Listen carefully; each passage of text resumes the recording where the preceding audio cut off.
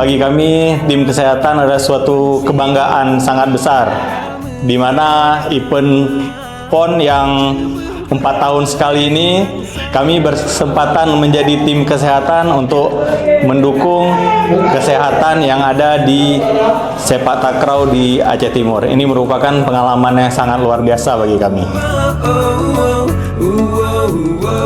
Tantangan terbesar saat PON ini berlangsung, di mana kita ketahui takraw ini adalah olahraga akrobatik yang menggunakan badan, salto, dan berbagai macam.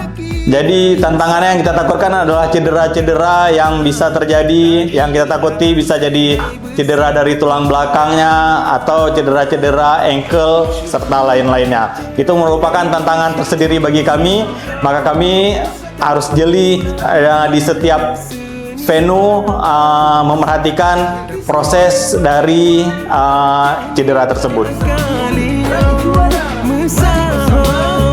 Harapan kami bagi atlet semuanya tetap dalam keadaan kesehatan prima, mampu bertanding dengan kesehatannya tanpa ada masalah di kesehatannya. Juga enggak hanya atlet, semuanya baik itu pelatih, wasit maupun manajer serta pengunjung yang datang, kami akan membackup supaya mereka pulang ke keluarganya dalam keadaan sehat walafiat.